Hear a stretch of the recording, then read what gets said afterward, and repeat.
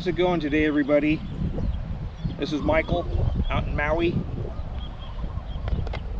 Today I wanted to kind of do a quick overview of everything that we've been talking about, because now we've gone through pretty much the whole throw. We've discussed a good power grip, the fingers tucked under, getting a good grip with the thumb on top, really pressing down on top of the disc, right on top of your pointer finger,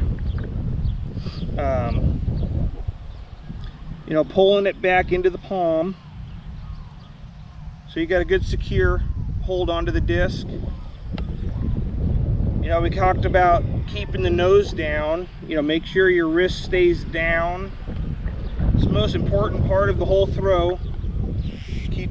Keep the wrist down as you release it. Then as we kind of were talking about the reach back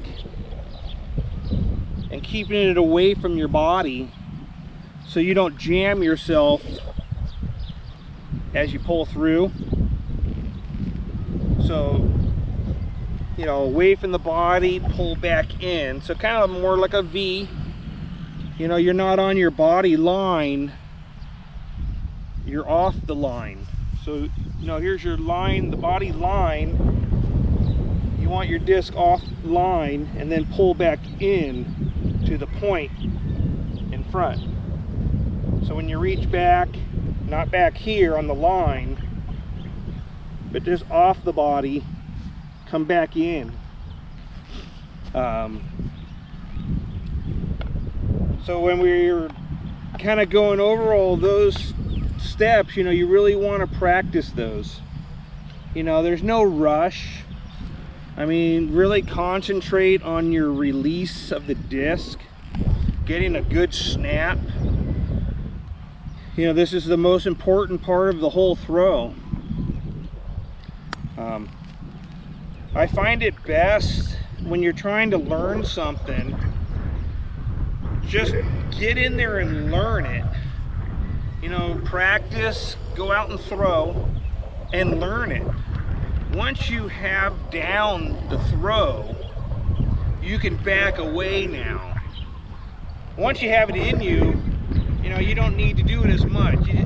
You understand it, you know what the body needs to do. You understand the angles that the body's in on the throw.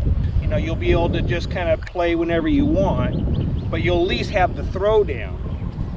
If you kind of go at it as, I'll teach myself while playing, the only difference is when you're playing, you do 18 tee-offs and then it's fairway, so you're not getting as much work. You're not going to be concentrating on your feet as much, so I recommend just spending some time throwing the disc, and then once you get to the point where you pretty much have it, then you can back off, because now you got it in you what you're trying to do.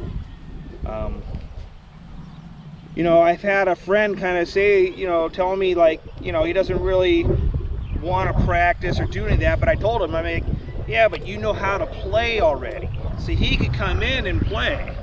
He can throw the disc 300 plus. So that's like, you already know how to play. So once you get to the point where you can throw, then back away. You don't have to practice so much. But I really emphasize just practicing. The better you get at your technique, the better you're going to throw out on the field, and then you're going to have better on the course. So what else did we talk about? We talked about, turning your shoulders. We're going to make another video talking more on the shoulders, but, keep them straight. Drive through and up and around. So right through, up and around. Don't rotate your shoulders this way on the throw. So yeah, so mostly just kind of run through that stuff. Don't, as we keep going, we start talking about you know, release angle, accuracy. It just starts getting more and more information. So sometimes it's overloading. You know, back when I learned, that's kind of what happened to me. It's just so much information. You know, you just can't take it all in. You know, you're sitting here concentrating on the next step, and then you're throwing with the nose up. So then you concentrate on keeping the nose down, but then you don't shift your weight. You know, just off stuff. So it can get really confusing if you just try to load yourself up with all the information at one time. You know, I recommend, you know, as you go through the videos, really ponder each section and don't necessarily jump onto the other section until you kind of have a grasp of the first part. You know, if you're still kind of working on the pull through snap with the nose down and grip, you know, don't go jumping into the X step already. You know, just practice that until you have it down. You know, then bring more in. You know, it's like we were talking before, you know, disc golf is a long-term sport. You know, don't look at it as, you know, you learn it right now. You know, so you kind of just practice, you know, because we haven't even got into, you know, right now we're talking backhands. I mean, you still got, you know, forehands. You know, haven't even discussed forehands, you know, and just how to, you know, like throwing spiked hyzers. There's so many shots that are still out there that you can learn. So just take your time, work your way through the videos,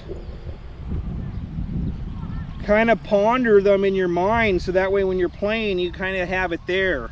You know, you're understanding what you're wanting to accomplish when you're on the course. So, but anyways, so for now, just in general, just kind of practice that stuff. You know, the better you have down your release, your balance, and then you're bringing in the X step, the better you are at that. Then when you go to practice accuracy, you know, you need that all to be good. Because if, you know, if you're not quite there with the X step, or if you're off balance a little bit, or if your body's coming up on the throw, you know, that's all part of accuracy. So accuracy is, you know, kind of the most important thing, is a good base. So you got to practice that, so that way your accuracy is better. But just take your time and work through everything. Don't rush it.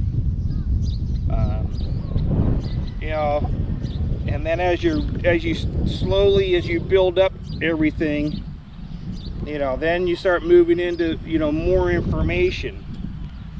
And then the more information, you know, little by little you'll start clicking, and then you move on to the next section of learning. So anyways, just practice those things.